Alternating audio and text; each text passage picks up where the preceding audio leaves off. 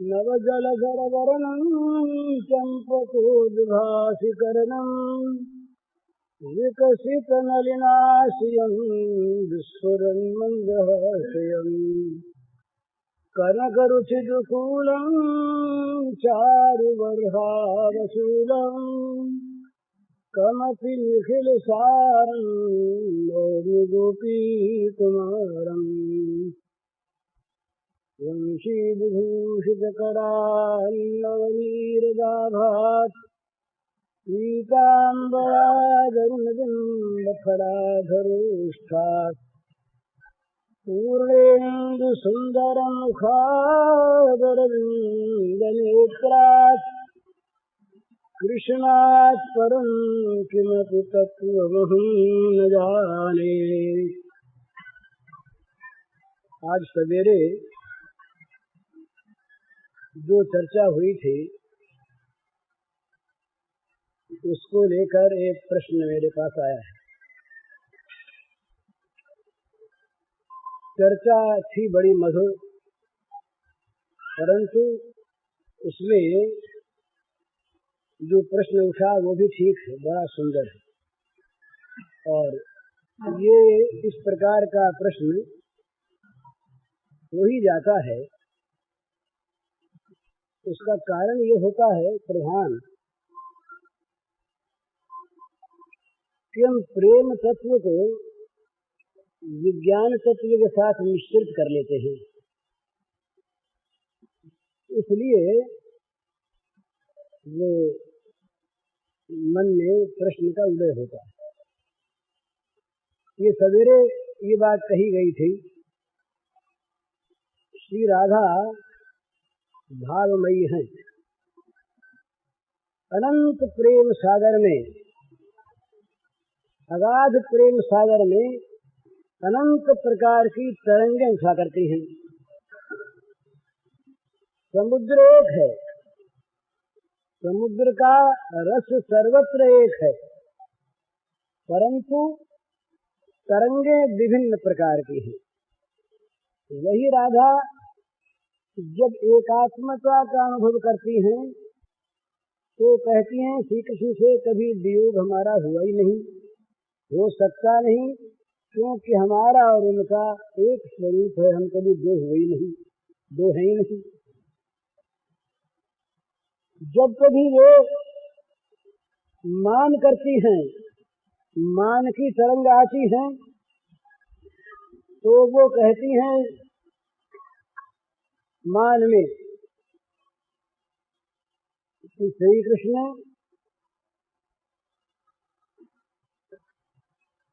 मेरी अपेक्षा बहुत हीन है।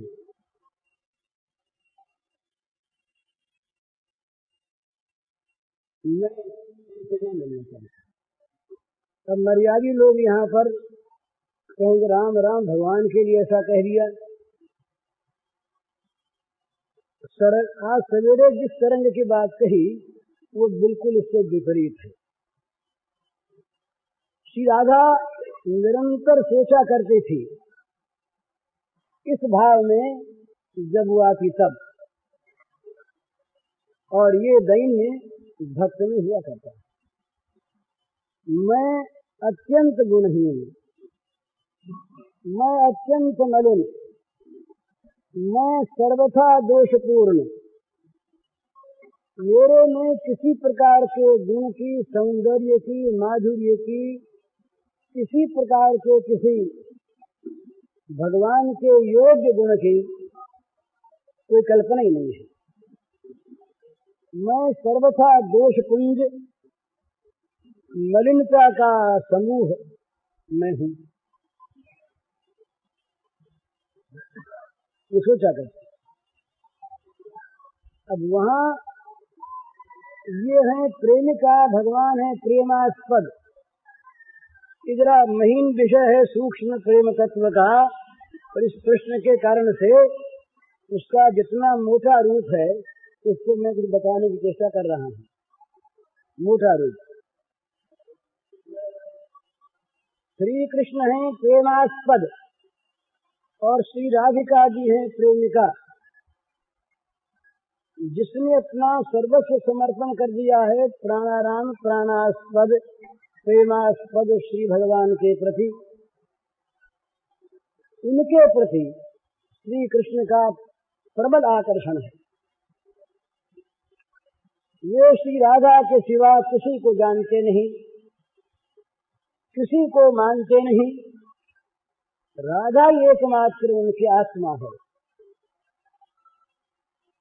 आत्मा सुराधिका प्रोक्त, ये स्कंद पुराण में आया कि भगवान श्री कृष्ण का आत्मा राम इसीलिए नाम है कि राधा उनकी आत्मा है, इसीलिए उनका नाम राधा रमण होता है। तो उनका आकर्षण सर्वथा और सर्वदा श्री राधा के प्रति है। राधा के सिवा उनके लिए जगत में कोई भी प्रिय वस्तु नहीं।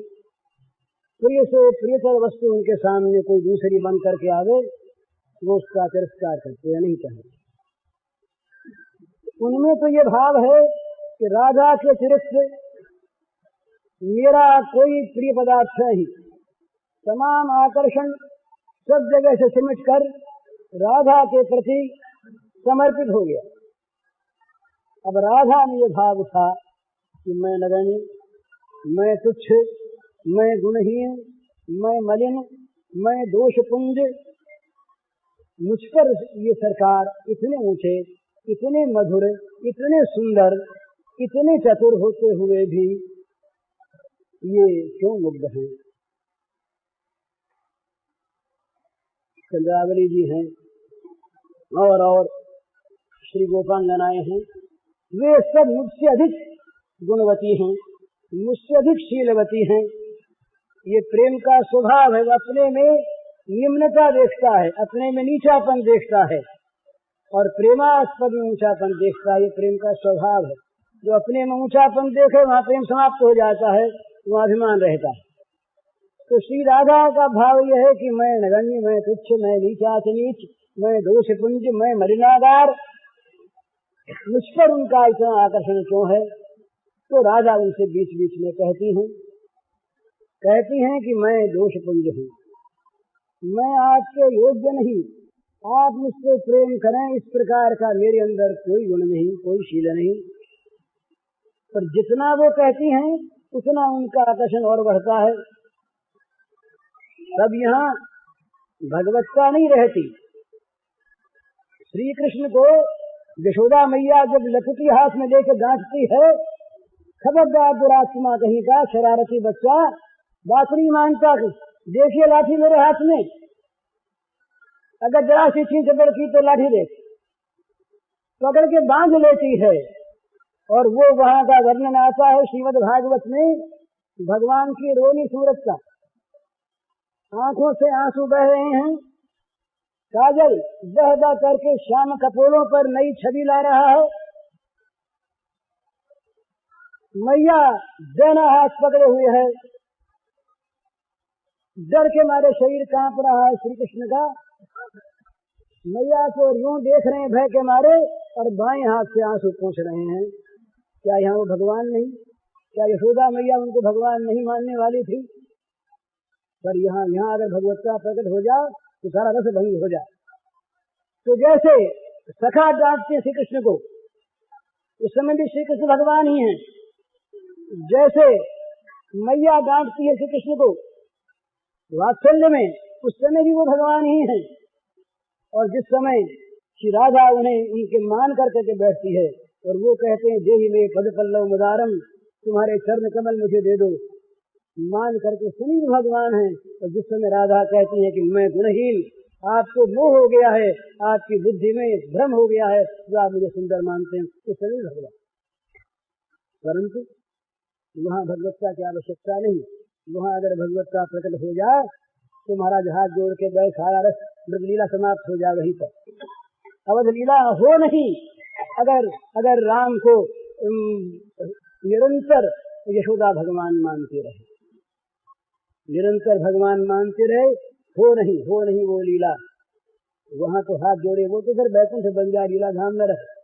तो इसलिए इसमें किसी प्रकार के संदेह की आवश्यकता है। वो ठीक कहती है, वो कहती है कि मैं नगण्य, मैं तुच्छ, मैं दोषयुक्त, मैं मलिनागार, कीचड़ से भरी हुई, और उनमें सर्वथा गुण ही गुण, उनमें सब प्रकार की योग्यता ही योग्यता, कहाँ उनका सौंदर्य माधुरी, कहाँ मैं कुरूप, तो कहाँ वो बड़े उच्च वंशज, कहाँ मैं कुलटा कह देती अपने को महाराज यहाँ तक की बात, और कहती मैं उनकी योग्य नहीं। तो वो क्यों चाहते हैं? बुद्धि में भ्रम हो गया। हे भगवान उनकी बुद्धि को ठीक करो। जैसे जैसे यशोदा कहती है अरे राम ये तो पूतना को छू गया, तो इस पर तो कोई जादू टूना हो गया होगा, चलो ब्राह्मणों को बुलाओ, स्वस्त्यन करे, गाय को बुलाओ, उसकी पूंछ इसके ऊपर फिराएं, और राई मंगाओ, सरसों मंगाओ, तो उसको अभिमंत्रित करके इसके ऊपर छिड़कें, कहीं कुछ हो न जाए। ये क्या है? ये वात्सल्य है? ये भगवत्ता का विस्मरण नहीं है, भगवत्ता की सत्ता का विनाश नहीं है। ये वहाँ पर आवश्यक है उस लीला के लिए। राम प्रहलाद करते हैं, हमारे पास प्रश्न आते हैं ऐसे, ये मर्यादा बाजी लोग समझते नहीं उनके। वो कहते हैं राम ने कैसे कह दिया निज जननी के एक तुम्हारा साध तासुते प्राण आधारा, ये राम ने कैसे कह दिया? राम तो सत्यवादी हैं, झूठ कभी बोलने वाले नहीं, और राम और लक्ष्मण और शत्रुघ्न तो दो भाई रहे, एक माता के राम ने कह कैसे दिया कि निज जननी के कुमार थे? अरे वहीं पढ़ो आगे जा करके, तो कहते कि राम ने ये प्रहलाद लीला की। विलास में होना होता है और प्रहलाद में होता है असंबद्ध वाक्य। प्रहलाद ने तो ठीक ठीक बोले तो प्रहलाद नहीं होता, वो प्रहलाद में जो बात नहीं वो बोल उठे। बोले क्या कहें, उस समय शोक से व्याकुल हो रहे थे, तो मन में आया तो कह गए, तो सोचा समझा नहीं, तुम्हारे सोच समझ कर कहे तो प्रहलाद बनते ही नहीं। प्रहलाद बनता है बिना सोचे समझे कहने में। श्री कृष्ण ने प्रहलाद किया महाराज, जब ये जयद्रथ को मारने के लिए अर्जुन ने प्रण कर लिया कि कल सूर्यास्त से पूर्व जयद्रथ को मार देना, और अगर नहीं मारा तो मैं जल मरूंगा। ये जयद्रथ के मारने के लिए प्रण कर लिया श्री कृष्ण ने। बात फैल गई तमाम शिविर में, उसने चौड़े प्रश्न ये प्रण किया, घोषणा की। कौरव शिविर में बात गई, कौरवों ने सोचा कि बस कल ही सारा रण का दारमदार है, अगर किसी प्रकार अर्जुन न मार सके तो अपनी विजय हो गई, अर्जुन जल मरेगा, सच्चा है ही, और अर्जुन के बिना पांडव प्राणहीन, अपना काम कल ही बन जाएगा। उन्होंने अपने पेशबंदी आरंभ की। रात को उन्होंने शुरू कर दिया सवेरे किस प्रकार से व्यूह बनाना है और कहाँ रखना जयद्रथ को, जिससे अर्जुन उस तक पहुंच न सके। प्रारंभ हो गया। इधर क्या हुआ, अर्जुन गए श्री कृष्ण के पास, बोले महाराज प्रतिज्ञा कर ली। कहा कर ली। बोले भैया तुमने सोचा नहीं, कितने बड़े बड़े महारथी उनके पास हैं और न पहुंच सके तो वक्त पर क्या होगा? बोले जो होगा तो होगा। तो भैया तुमने सोचा नहीं, इस प्रकार की प्रतिज्ञा बिना सोचे समझे बोल उठे। तो बोले महाराज मैंने तो आपके बल पर कर ली, तो प्रभाव बलवात कर ली। ठीक, भगवान का तो ठीक, निश्चिंत रहो। अब वहां पर रात भर प्रभु ने प्रहलाद किया, अपने पास दारू को बुला लिया, सारथी को बैठा लिया पास। बोले देखो देखो तुम दारू, कल देखना महाप्रलय हो जाएगी। अगर मेरा अर्जुन मर गया तो पृथ्वी फट जाएगी, जगत ध्वंस हो जाएगा, कोई पृथ्वी प्राणी नहीं बचेगा, मैं सबका विनाश कर दूंगा। और अर्जुन अगर मर गया, मैं कुछ नहीं कर सका तो मैं मर जाऊंगा। क्या मर जाते भगवान वहां पर? ये प्रहलाद लीला सिद्ध कैसे होती यदि भगवान, तो ये वहां ये भगवान के प्रेम का अच्युत उदाहरण है, जहाँ पे सारी भगवत्ता को भूलकर भगवान उनके साथ एक बन जाते हैं, एक से बन जाते हैं। भगवान ने कहा पांडवों के बैरी मेरे बैरी और पांडवों के मित्र मेरे मित्र। इसका क्या अर्थ है? क्या भगवान राग द्वेष आ गया? क्या भगवान में बैर भाव आ गया? क्या भगवान राग द्वेष वाले हम जैसे प्राणी हो गए? ना, तो क्या भगवान झूठ बोले? तो ये भी नहीं, ये तो भगवान की प्रेम पराधीनता, प्रेम परवशता, प्रेममयता भगवान का ऐसा दिव्य गुण है, ऐसा महान ये गुण है कि जहाँ अपनी सारी भगवत्ता को एक ओर रखकर जगत की कोई परवाह नहीं करते हुए कोई उनको भगवान न कहना चाहिए। उनको भगवान कहलाने के लिए किसी सर्टिफिकेट नहीं लेना है कि अमुक लोग प्रस्ताव पास करके ये मान ले ये भगवान है कि नहीं। न सही, छोड़ दो, नहीं मानने वाले मत मानो, तो न मानने वाले मारे जाएंगे, भगवान तो भगवान रहिए। इसलिए ये जो उद्गार है राधा जी के, ये उद्गार बड़े मधुर हैं। इन उद्गारों में क्या है, ये प्रियतम के सुख की इतनी बड़ी चिंता है उनके मन में कि जिस चिंता ने, प्रियतम के सुख की चिंता ने उनको नीचा बना दिया और प्रियतम ने भी मोह की कल्पना करा दी कि भगवान श्री कृष्ण मेरे प्रियतम श्याम सुंदर की बुद्धि में मोह। तो अब यहाँ ये शंका ठीक है कि भाई राधा तो परम ज्ञानमयी सच्चिदानंदमयी, राधा तो ये ज्ञान कैसे हो गया कि भगवान की बुद्धि में मोह हो गया है। राधा तो सच्चिदानंदमयी है, राधा ज्ञानमयी है, तो राधा को यदि मोह हो गया, ये राधा का मोह ही है, तो राधा भगवान को, श्री कृष्ण को मोहित मानती है, श्री कृष्ण की बुद्धि में मोह हुआ मानती है, तो श्री कृष्ण को उन्होंने भगवान नहीं माना। ये शंका होती है, पर ये शंका तो भगवान की सारी लीला में शंका करने वालों को मिल जाएगी, है ही। अरे नन्हे से बच्चे बन गए भगवान, क्या बच्चे बन गए? माता के स्तन के लिए इतने ज्यादा आतुर हो गए स्तनपान के लिए कि मथानी पकड़ के चढ़ गए गोद पर। कहा स्तनपान कराना पड़ेगा मैया, तो मैया ने कहा जरा ठहर जा बेटा, जरा मथ लूं मैं, थोड़ा सा मक्खन निकल आवे, इसके बाद तू पी लेना, दूध देना, बड़ी भूख लगी। चढ़ गए ऊपर, स्तनपान करने लगे, और जब दूध उफरने लगा, माता ने देखा उफर रहा है दूध, उतार के गई तो गुस्सा आ गया आपको, अकेले में दांत पीसने लगे, होठ काट लिया अपना गुस्से में। अगर इसको केवल नाट्य माने तो नाट्य तो कुछ ऑडियंस के सामने होता है, दर्शकों के सामने होता है, अकेले में कौन नाट्य करता है? अकेले में वहाँ तो अकेले थे, मारा ही नहीं। वो क्या था? वो क्या क्रोध था? तो क्या वो दम्भ था? तो दम्भ भी नहीं और हम लोगों वाला क्रोध भी नहीं, वो थी प्रेम परवशता, वो थी प्रेम परवशता, वो थी प्रेमाधीनता भगवान की। क्रोधी बने, लोभी बने, मटके कोई फोड़ दिया, बोले ये मटका मैया का है, इसी पर मैया का मुंह ऐसे फोड़ डाले। लोढ़ा उठाया वहां पर, उसके ऊपर भी नहीं फुटा, नीचे पेंदे नहीं मार दी, फूट गया मटका, तमाम दही बह गया। अब डर लगा, भयातुर हो गए। जिनके भय से यमराज भय करते हैं वो भयातुर हो गए, जाकर के छिप गए नवड़ी कागार में। मैं फिर प्रलोभ हो गया कि मक्खन जरा और खा ले। सब मटके रखे थे, उतार करके मटकों को उखल पर गए चढ़ और खाने लगे। इतने में दिखे बंदर, शरारत मन में आ गई, बचपन आ गया, या बंदरों का उतारने की बात याद आ गई। अरे रामावतार में तमाम बंदरों ने, विचारों ने बिना रसद के काम किया। जब फौज चलती है तो एक रसद का डिपार्टमेंट अलग रहता है, वो सप्लाई करता है। तो रामावतार में कोई डिपार्टमेंट था नहीं, तो सारे बंदर जंगलों में घूमे, खा पी कर क्या राम के लिए मरे।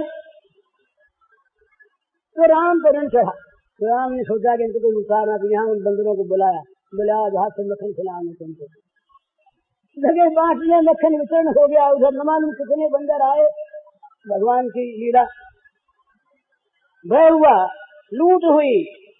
फिर मैया पीछे से आई, लकड़ी हाथ में भी छोटी सी चढ़ी थी, तो महाराज डर गए, भागे, भयभीत होकर भागे, पीछे पीछे पकड़ने के लिए मैया जैसे चोर को पकड़ने जाए। तो ये क्या भगवत्ता नहीं, ये क्या यशोदा का अज्ञान, ये क्या यशोदा का मोह, ये क्या भगवान की भगवत्ता में यशोदा का विश्वास। ये सारा का सारा प्रेम साम्राज्य का बड़ा सुंदर ये लीला विलास है। इस लीला विलास में राधा का श्री कृष्ण को मोहित मानना, बुद्धिहीन मानना, और वो सब क्या कहती, बड़ी बढ़िया बात। जरा इस भाव को कुछ समझना चाहिए ये प्रेमी का भाव होता है। मेरे प्रेमास्पद को मेरे कारण से दुख हो रहा है, तो इस दुख को ये दुख मानते हैं। जैसे हमारे पास कोई खाने की चीज हो और वो चीज हो घटिया, और उसको खाने से खाने वाले के शरीर में कोई रोग उत्पन्न होने की हमको संभावना हो, और वो खाने वाला उसी को खाना चाहे और न खाने दे तो उसको दुख हो, तो हम क्या समझेंगे? हम ये समझेंगे कि भाई ये इसकी बुद्धि में मोह हो गया है, भगवान दया करें और ये अच्छा खाना खाने लगे और इसको छोड़ दे तो ये दुख से बचे। उनको दुख से बचाने के लिए अपनी कल्पना का दुख है, उनको दुख से बचाने के लिए अपनी चीज को हम नीचे से नीचे मानकर और ये मानते हैं कि इसको छोड़ दे, और जब छोड़ देते हैं किसी कारण से उनके सामने दूसरा खाना आता है, तब हम समझते हैं अब भगवान ने बड़ी कृपा की हम पर, हमारे प्राणनाथ आज समझ गए, अच्छी चीज खाने लगे, बुरी खा रहे थे, बीमार हो जाते, अब वो चंगे हो जाएंगे, अच्छे हो जाएंगे, उनके लायक खाना उनको मिल गया, अब मैं निहाल हो गया। इसमें क्या बड़ी बात बताइए? तो राधा यही समझती है कि मैं भरी हुई हूँ मलिनता से, और मुझ पर वो करते हैं प्रेम, ये उनका मोह है, ये मोह छूट जाए तो जो दूसरा कोई उनके योग्य हो उसे वो ग्रहण कर ले तो मेरा दुख मिट जाए। ये तो प्रेम में परम त्याग की चीज है, और ये त्याग होता है जहाँ जहाँ पर स्वसुख की कल्पना है, वहाँ ये होगा कि हमारी चीज बड़ी अच्छी, हमारी इतनी अच्छी चीज है और ये कदरदान नहीं है, हम तो इतनी अच्छी चीज अर्पण करते हैं, हमने अपना तन मन धन सब दे दिया और फिर भी ये दूसरी तरफ ताकते हैं। ये भावांतर देखिए आप, एक भक्त यूं कहता हो भगवान से कि हमने सर्वस्व अर्पण कर दिया नाथ आपके, कुछ रखा नहीं, हम सब कुछ हमने छोड़ दिया, और इसके बाद भी आप दूसरी तरफ देखते हैं, हमारे नहीं होके रहते, हम पर कृपा नहीं करते, तो हमारे त्याग का क्या कोई मूल्य नहीं? हमारे त्याग के आपके मन में कोई कदर नहीं? तो उससे उनको अब ये ठीक है वो ठीक बताइए। यहाँ हम भगवान से अपनी ताबेदारी करने को कहते हैं कि हमने जो कुछ तुमको दिया उसके बदले में तुम दो, तब तो तुम हमारे प्रेमी, तब तो तुम अच्छे आदमी, तब तो तुम सज्जन और नहीं तो दुर्जन। इसका प्रकारांतर से यही भाव होता है। पर ये राधा का कितना ऊंचा भाव, ये लेना चाहिए, ये सब जगह इस चीज की आवश्यकता है। ये उस दिन अपनी बात हुई थी, प्रेम में सर्वोत्तम चीज जो है वो त्याग है। त्याग के बिना तो भगवान इस प्रकार का जहाँ प्रेम देखते हैं वहाँ अपने आप को ऐसा बना लेते हैं जिनमें बुद्धिवादियों को सारे दोष दिखते हैं। जो रसनिष्ठ हैं बुद्धिवादी, वो तो बुद्धि पर विचार करते हैं ना, वो भागों से अवगत नहीं है, वो समझते हैं दूसरी चीज। और ये प्रेमी जो हैं ये कभी अपने में दोष देखते हैं, कभी अपने प्रेमास्पद में मोह देखते हैं, और कभी कहते हैं कि ये उनका कितना अनंत गुण है कि वो हमारे लिए अपनी भगवत्ता को छोड़ कर किस प्रकार के बन गए। एक पद है, सुना है आपको, ये संदेह वंदेह करने में भगवान का तो कुछ बिगड़ेगा है नहीं, और न मेरा बिगड़ेगा। समझे, अपने मन में तो पाप भले कर ले। ये गोपी कहती है, राधा कहती है, शुद्ध सच्चिदानंद परम निज महिमा में स्थित नित्य अकाम। शुद्ध सच्चिदानंद परम निज महिमा में स्थित नित्य काम। मेरे सुख हित वे करके स्वीकार समुद्र अपने मन काम। आप सकाम सकाम हो गए। शुद्ध सच्चिदानंद परम निज महिमा में स्थित नित्य अकाम। मेरे सुख हित वे करते स्वीकार समुद अपने मन काम। सहज वासना राग रहित जो ममता रहित नित्य अविकार। एक स्वरूपी है। सहज वासना राग रहित जो ममता रहित नित्य विकार, करते मेरे लिए मुझे वे प्रिया रूप में अंगीकार, करते मेरे लिए मुझे वे प्रिया रूप में अंगीकार। एक एक गुण पर जिनके मोहित सब सुर ऋषि मुनि संसार, एक एक गुण पर जिनके इत्थम भूत गुणो हरि, आत्मा रामाश मुनयो निर्गुण सारप्य रूप में पूर्वंत है तुम भक्ति इत्थम भूत गुणो हरि। आत्मा राम मुनि जिनके गुणों से आकर्षित होकर के अहेतु की भक्ति करने को बाध्य होते हैं, वे एक एक गुण पर जिनके मोहित सब सुर ऋषि मुनि संसार, प्रेम रूप वे रहते नित्य विमोहित मुझ पर बिना विकार। विकार तो नहीं होता, पर मोहित रहते, प्रेम रूप वे रहते नित्य विमोहित मुझ पर बिना विकार। जिनके अंग अंग पर नित्य निछावर कोटि कोटि शतकाम, जिनके अंग अंग पर नित्य निछावर कोटि कोटि शतकाम, वे मेरा सौंदर्य निरखते नित्य न ले पाते विश्राम, वे मेरा सौंदर्य निरखते नित्य न ले पाते विश्राम। जिनको पल भर कभी न लगती भूख प्यास जो रहते तृप्त, जिनको कभी न पल भर लगती भूख प्यास जो रहते तृप्त, मेरे रस प्रसाद कनहित शुचि वे रहते हैं नित्य अतृप्त, मेरे रस प्रसाद कन हित शुचि वे रहते हैं नित्य अतृप्त। रति रसमय रस रूप रसिक वे दिव्य प्रेम रस पारावार, रति रसमय रस रूप रसिक वे नित्य प्रेम रस पारावार, प्रेम सुधा रस पान निरत नित दिव्य प्रेम विग्रह साकार, प्रेम सुधा रस पान निरत नित दिव्य प्रेम विग्रह साकार। वो कहती हैं कि जो परम शुद्ध सच्चिदानंद घन है, जो अपनी महिमा में नित्य स्थित है, कोई बाहर की नजर नहीं खींच सकती, वो जो नित्य निष्काम है, परम शुद्ध सच्चिदानंद घन नित्य निष्काम स्व महिमा में परिनिष्ठित भगवान, वे मेरे सुख के लिए और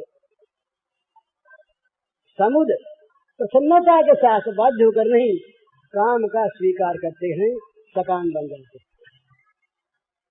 और जो जिनमें वासना आसक्ति ममता का स्वाभाविक अभाव है, भगवान को ममता आसक्ति वासना छोड़नी नहीं पड़ती दुख दोष देख करके। विषय वासना विषय आसक्ति ममता इत्यादि का जिनमें स्वाभाविक अभाव है ही नहीं इनमें, वो भगवान मेरे लिए मुझे प्रिया रूप में अंगीकार करते, अंगीकार अंग लगाते हैं, अंगीकार का अर्थ मुझे प्रिया रूप में वे अंगीकार करते हैं, वे भगवान। और जिनके एक एक गुण पर ऋषि मुनि देवता सारा संसार विमुग्ध है, एक गुण का कण पाकर ऋषि मुनि अपने को धन्य मानते हैं, वे भगवान, वे प्रेम रूप भगवान मुझ पर नित्य मोहित रहते हैं, विकार न होने पर भी। एक एक गुण पर जिनके मोहित सब ऋषि मुनि संसार, वे मेरा सौंदर्य निरखते प्रेम रूप वे रहते नित्य विमोहित मुझ पर बिना विकार। विमोहित विशेष रूप से मोहित रहते हैं मेरे ऊपर, विकार न होने पर भी वे सर। और रही सौंदर्य की बात, तो सौंदर्य सार है, जिनके सौंदर्य के कण को लेकर ये मदन अंत सौंदर्यशाली बना है, जिसका जिनके सौंदर्य समुद्र की एक बूंद सारे संसार के सौंदर्य का आधार है। इस प्रकार जिनके एक एक अंग पर वार्य कोटि कोटि शतकाम करोड़ों करोड़ों काम, जिनके एक एक अंग पर न्यौछावर किए जाते हैं, वे श्याम सुंदर वे मेरा सौंदर्य निरखते नित्य न ले पाते विश्राम। ये दिन रात मेरे सौंदर्य को निरखते रहते। तो शबरी चक्कर को भी नहीं खाती। क्यों नहीं खाती? कि वह राम को दे सकती। क्या सुंदर भाव। एक कथा आती है सभी पुरानी। एक भील था। भील, वो भील था जंगल में रहता। जंगल में रहता एक भील। तो किसी महात्मा ने बताया इसे, ये पुराण की कथा है ना, आधुनिक भक्तमाल के लिए और मेरी बनाई तो ही नहीं, तो पौराणिक कथा। तो भील रहा, तो वो जंगल में रहता। किसी महात्मा ने कहा कि तुमको जो उपाय बताते हैं भगवान की प्रसन्नता का।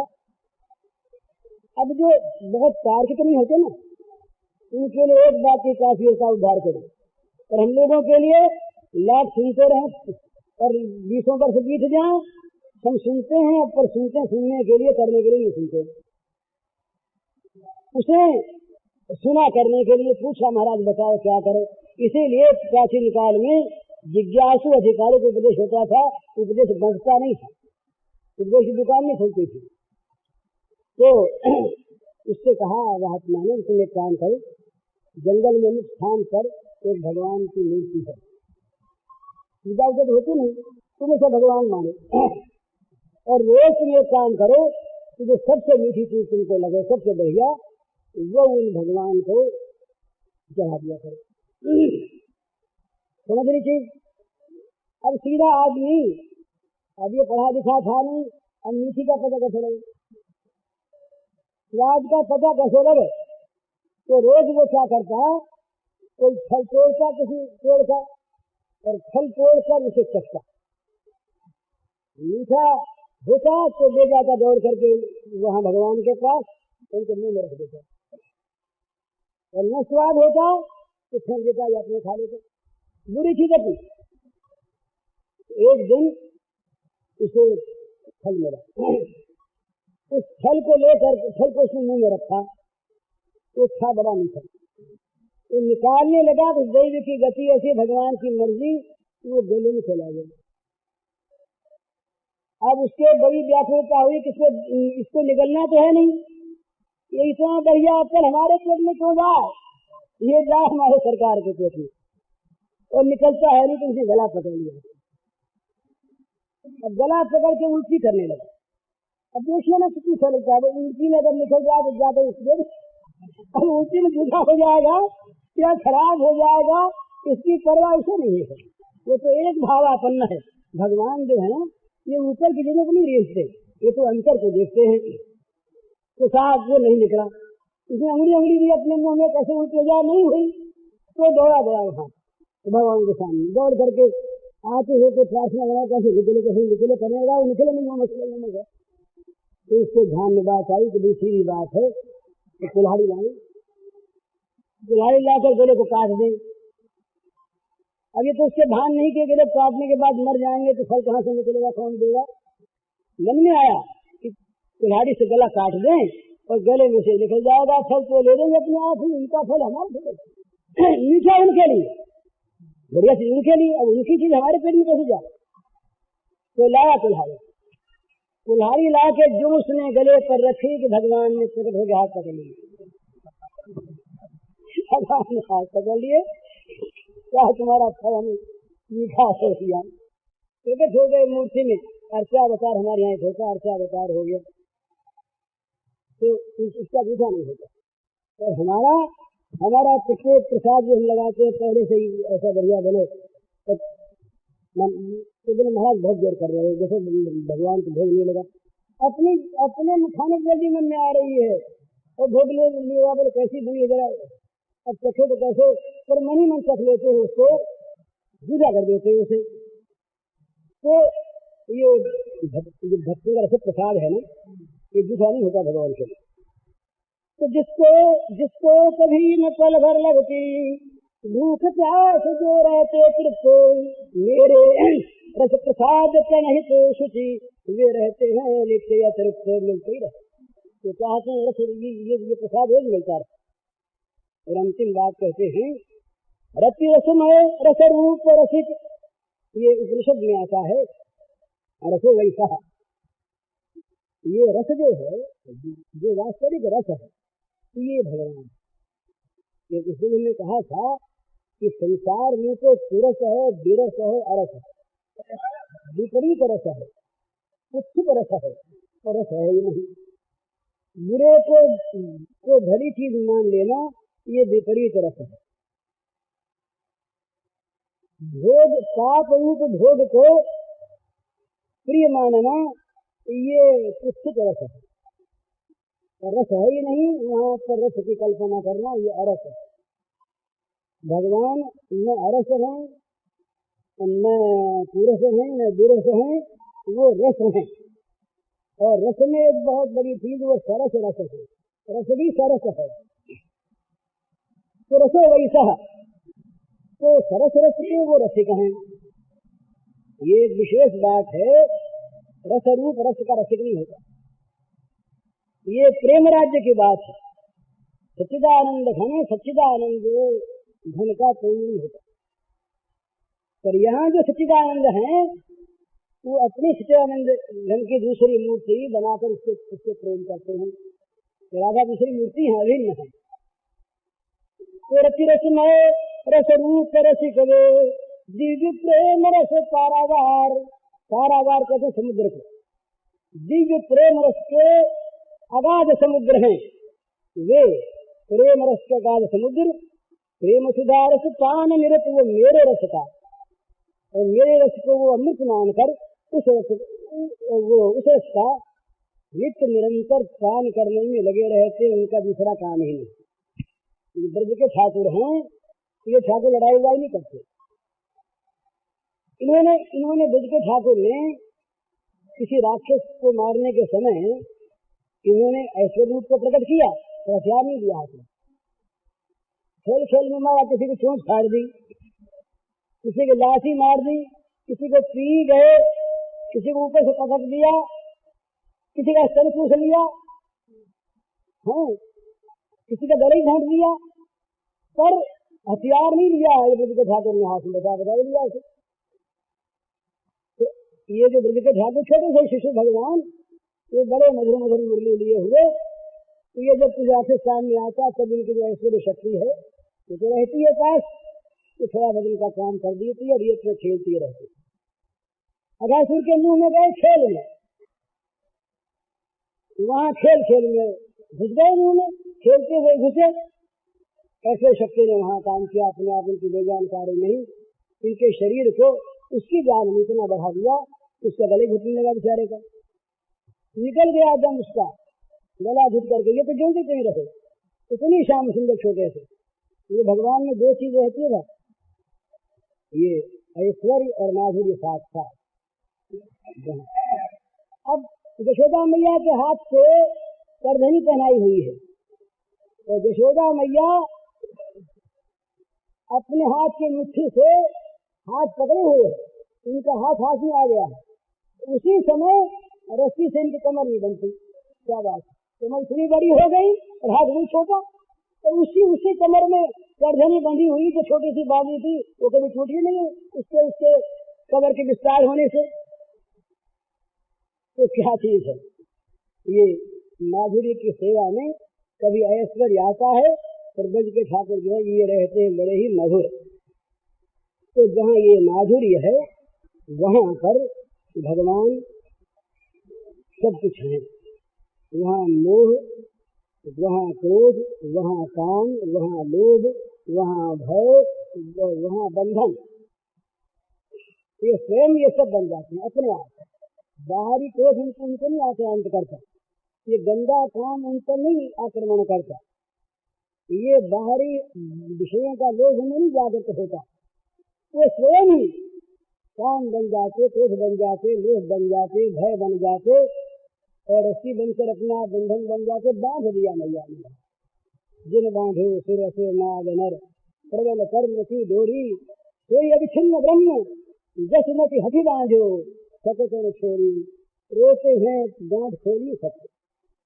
जिनके नानाभास से अज्ञान की ग्रंथियां टूट जाती हैं, वे भगवान मैया के दिए हुए छोटे से पेट की रस्सी की गांठ को खोल नहीं सकते। हाथ खुले हैं पर खोल नहीं सकते। ऐसी गांठ खुल गई तो वो गांठ काहे की थी? अज्ञान की गांठ रही। अज्ञान की गांठ वहां लगती नहीं।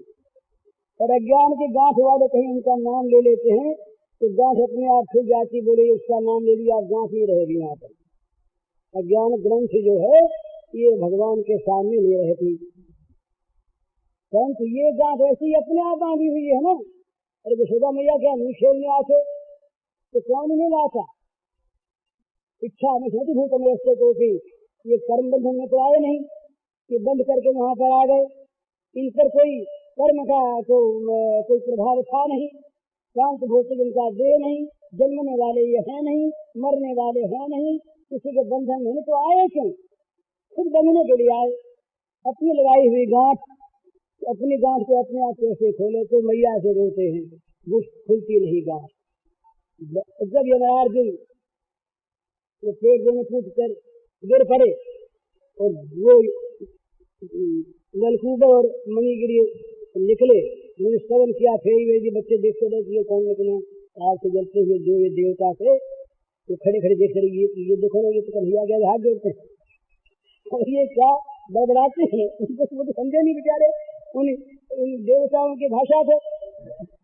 और देखते रहे वो अपना दंडवत कर करा करके। पर उन्होंने देखा कि अब तो बड़ी बाधा हो रही है। श्री कृष्ण के सखाओं के साथ थे, उन्होंने जल्दी चला, वो गए, बाबा आए तो रोने लगे। बोले देख बाबा, मैया ने मुझे बांध दिया, अब तू खोल। और मैया का बंधन बाबा खोले, उनसे नहीं खुलता, इनसे नहीं खुलता। जिनकी एक जरा सी अटक से यमराज टूट गए और माना नहीं। ये बाबा ने माना नहीं। जैसे नंद बाबा से कहा बच्चों ने, अरे बोले ये कैसे फूट गए कि बड़ा अनर्थ हो गया और बड़ा नारायण ने रक्षा की कि किसी घर पर नहीं पड़े ये पेड़, किसी गाय बछड़े पर भी नहीं पड़े, किसी बच्चे पर नहीं पड़े, किसी को चोट लगी नहीं, नारायण से बनकर। और ये कन्हैया बच गए तो उनको से बना हुआ था। यशोदा ने बड़ा अनर्थ किया, यहाँ बांध करके छोड़ दिया और कहीं पेड़ के कुछ टहनियां गिर पड़ती तो बड़ी मुश्किल होती, ये तो मर जाता। तो बाबा बड़े सन्न हो गए।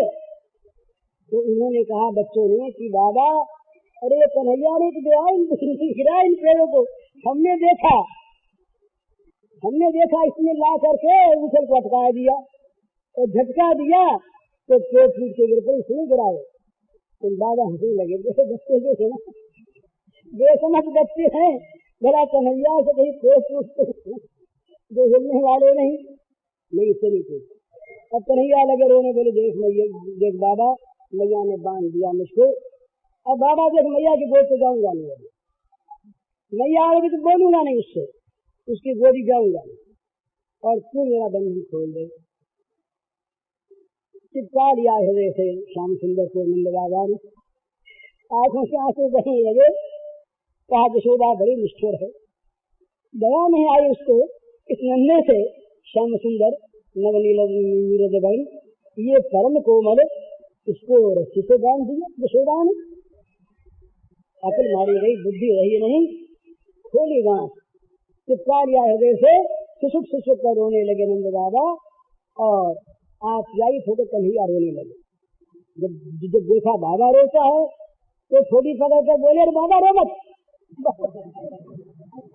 बाबा तू मत रो, तेरा रोना देखे मुझे रोना आता है, तू रो मत बाबा, हंस। तो बोले मैं तो कब हंसूं कि तुम मैया की गोद में आए। बोले बाबा ये तो कैसे होगा? तो बोले मैं रोऊंगा। वैसे अच्छी बात बाबा, तू रो मत, मैं मैया की गोद चला जाऊंगा। अब बताइए ये भगवान की लीला, इस लीला में कहीं अज्ञान है क्या? और इसको अगर अज्ञान मानते हैं तो हमें तो ये अज्ञान मुबारक, हमें ज्ञान नहीं चाहिए, हमें ज्ञान की आवश्यकता नहीं। जो अज्ञान कन्हैया के गोद में खिला दे तो वो अज्ञान करोड़ों ज्ञानों की अपेक्षा बढ़कर मूल्यवान वस्तु क्या है? तो ये जहाँ प्रेम साम्राज्य, जहाँ प्रेम की ये सरिता बहती बड़ी सुंदर, वहाँ प्रेम की इस मधुर विपुल तरंगों में ये सारे मर्यादा के जो पहाड़ हैं चूर चूर हो जाते हैं। ये तमाम जो बंधन हैं, बाधा हैं, ये तमाम हट जाते हैं, बह जाते हैं और रह जाता है केवल कन्हैया और कन्हैया का प्रेम। वहाँ प्रेम ही दिखता है, प्रेम ही सुनता है, प्रेम ही सूंघता है, प्रेम ही वो नारद जी का सूत्र है। वहाँ प्रेम के सिवा दर्शन स्पर्श श्रवण भाषण किसी चीज का दूसरा नहीं होता, तो तन्मयता होती है। तो इस प्रकार का प्रेम जहाँ पर प्रकट हो, उसमें ये संदेह को स्थान नहीं रहता। और संदेह युक्त जिनका हृदय है, उनको ये प्रेम लीला सुननी कहनी नहीं चाहिए वहाँ, क्योंकि वो भगवान ने तो गीता में बहुत बंधन लगा दिया, ऐसा बंधन लगाया, संपुटित किया। तो उसने मैंने कहा था ना, 2 श्लोकों को संपुटित किया उसने उन्होंने अपने मुँह से अपनी तारीफ की थी। वहाँ पर सब धर्म को छोड़ने का आदेश कर दिया, खुलेआम। तो कैसे दिया? फिर भगवान घबराए। आप लोग घबराए उनके साथ घबरा जाएंगे। हम तो देखते हैं कि भगवान हमारी तरह से डरने फरने वाले आदमी हैं, और वो उनमें कोई चीज कैसे आ जाए? अरे आती कहाँ से? ये चीज साक्षी का भावा राजशास कौन शास्त्र मत विदता बुद्धि, कहाँ से पैदा होता है संसार? ये प्रकृति का जो तम है, ये क्या शैतान से आता है? कुछ नहीं। मत विदता बुद्धि, विद्या क्या दूसरे से आती है? उनकी शक्ति। ये इसको दिखाया महाराज मार्कंडेय पुराण में, देवी भागवत में आता है कि प्रारंभ में, सृष्टि के प्रारंभ में ये महाप्रलय था, गलत प्लावन हुआ, उस समय भगवान विष्णु योग निद्रा से विभूत हो गए, योग माया से विभूत हो गए, जगह नहीं।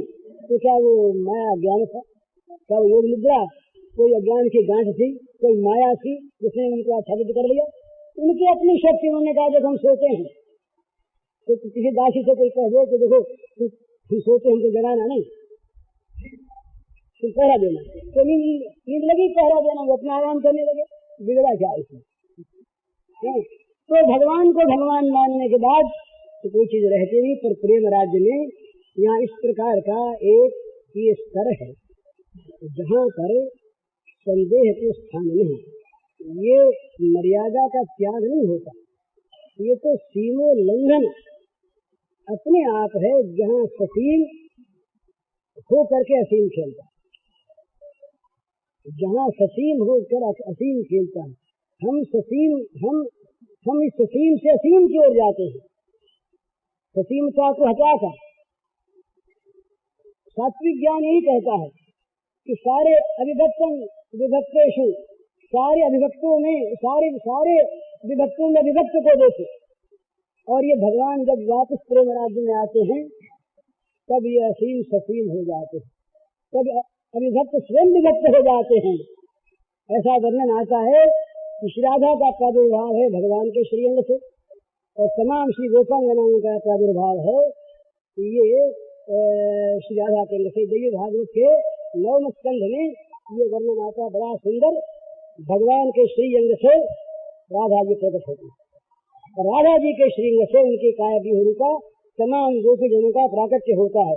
तो भगवान ही राधा बनते हैं और भगवान ही गोपी जन बनते हैं। ये अविभक्त विभक्त होकर लीला करते हैं, असीम ससीम होकर लीला करते हैं। उनकी ससीमता, उनकी ये विभक्तता नहीं है, ये ससीमता नहीं है, ये ज्ञान नहीं है, ये बंधन नहीं है, ये है प्रेम राज्य की मधुरतम ये दिव्य लीला, जिसमें प्रवेश करने के लिए बड़े बड़े लोग लालायित, ब्रह्म विद्या लालायित। महाराज ये हंसते हैं लोग जो बहुत ज्यादा ब्रह्म ज्ञानी होते हैं, वो हंसा करते बोले ये चीज तो बोले कुरान में, और ये प्रक्षिप्त, ये तो असली चीज नहीं, क्योंकि उनका मन मानता नहीं।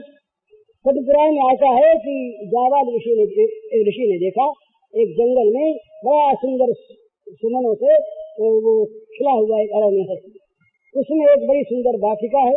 उस वाटिका के किनारे पर एक देवी, बड़ी तेज पुंजमयी देवी बैठी तप कर रही। ऋषि निकले उधर से, ऋषि को उन देवी को देख करके बड़ी श्रद्धा हुई, ये माता यहाँ कैसे बैठी है इतनी तेज पुंजमयी, जिनको देख ही सारा अंधकार हट जाता है। खड़े रह गए। माता समाज खुली, पूछा पड़ोसियों कि माँ तुम कौन हो और क्यों बैठी हो, क्यों सब कर रही हो? तो वो बोली मैं ब्रह्म विद्या हूँ। ब्रह्म विद्या आपका नाम, आप क्या करती हो? तो कहा मैं ज्ञान की गांठ सबकी खोलती हूँ। ब्रह्म विद्या में ये सारी अविद्या को हटाकर ब्रह्म का बोध कराते हैं जो अधिकारी जिज्ञासु होते हैं उनसे। तो बोले माता जी फिर आप यहाँ क्यों बैठी? चलो मैं सब कर रही हूँ। अरे आपको सबकी क्या आवश्यकता जननी? तो आपको सारे अज्ञानों की ग्रंथि खोलने वाली, सबको ब्रह्म विचरण करने वाली आप। बोले मैं गोपी बनना चाहती हूँ। ये कथा मेरी करी हुई नहीं है।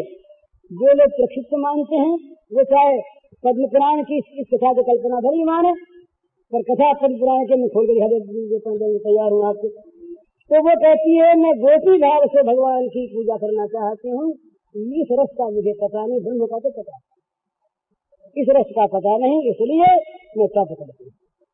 तो ये चीज अज्ञान की नहीं, मोह की नहीं, गंदे काम राज्य की नहीं, ये संसार का ये लौकिक गंदा विलास नहीं, ये काम वाला प्रेम नहीं, ये तो गुणातीत की गुणमयी लीला, अद्भुत गुणातीत की गुणमयी लीला।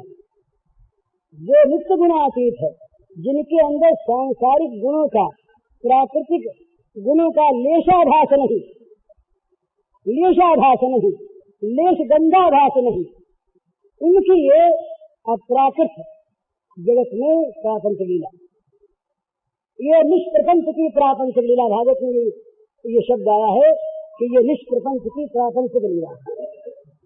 लीला के समय भी वो निष्प्रपंच है, लीला के समय भी ये जगत उनके अंदर उदित नहीं हो नहीं सकता, सूर्य में अंधकार रह नहीं सकता, भगवान में ज्ञान नहीं रह सकता, भगवान की एकात्मता में दूसरे को स्थान नहीं है नहीं, होगा नहीं, पर है। यही जादू है, यही चमत्कार है, यही वैचित्र है, यही भगवान का लीला विलास। और यही कहते हैं, ये जगत के लिए भी कहा व्यास भगवान ने लोकवत लीला कैवल्यम, ये ब्रह्म सूत्र का सूत्र है, ये भगवान का लीला विलास। तो इस लीला विलास में ये चीज है कि यहाँ राधा भी मोहित होती है, श्री कृष्ण भी मोहित होते हैं, वो अज्ञ भी बनते हैं, बच्चे भी बनते हैं, शतान भी बनते हैं, सक्रोध भी बनते हैं, सभय भी बनते हैं, और दौड़ते भी हैं, भागते भी हैं, पकड़े जाते भी हैं, बंधन में भी आते हैं, रोते भी हैं, कैद भी होते हैं।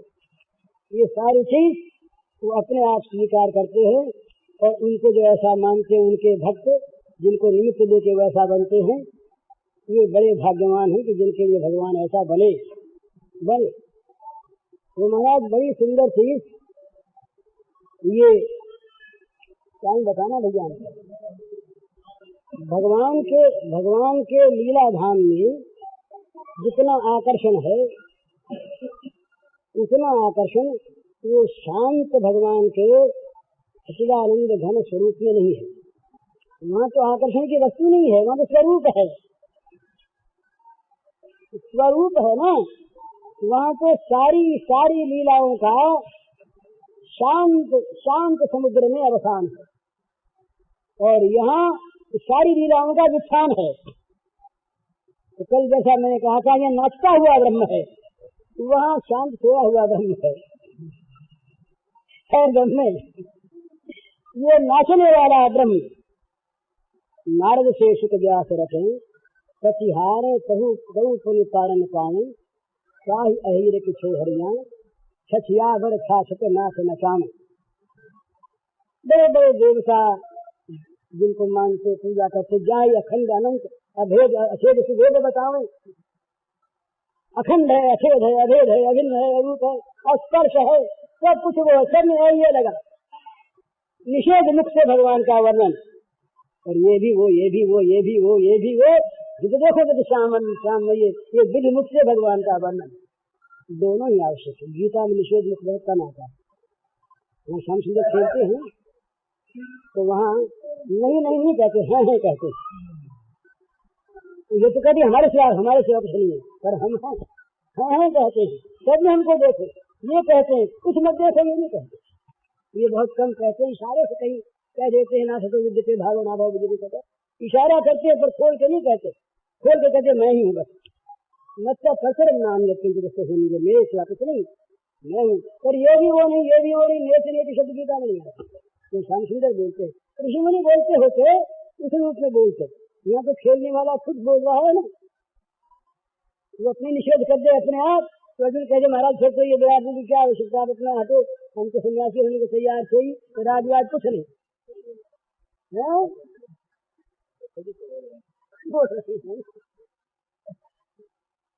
तो अर्जुन से यही कहलवाया करिष्य वचनम, तो बोले हमारा वचन मानोगे? बोले हाँ। बोले कहो युद्ध, उठाओ हथियार हाथ में, लड़ो। पर देखो भैया ये पहले ही याद कराए, तो लड़ो, पर लड़ाई के कर्म को राज्य की आशा निष्ठा ममता के भंचिक के गोदाम में मत फेंकना।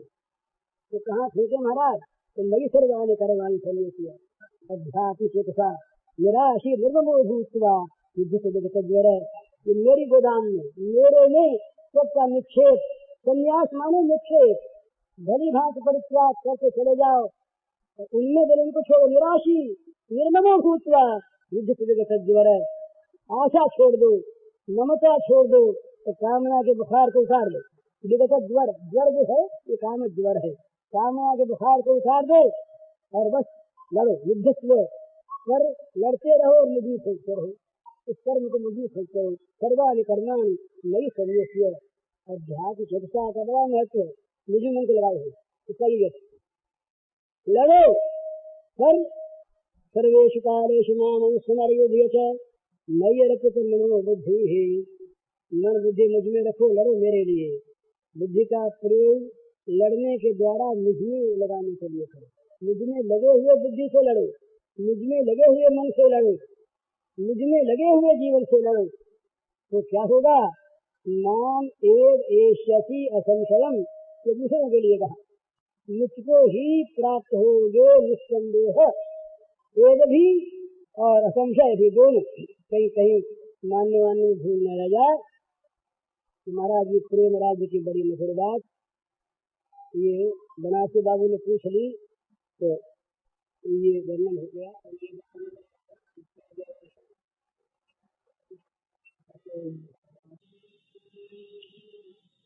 पूज्य श्री भाई जी के इस प्रवचन का शीर्षक है भगवान की लीलाओं का रहस्य और इसका कैसेट संख्या है 105।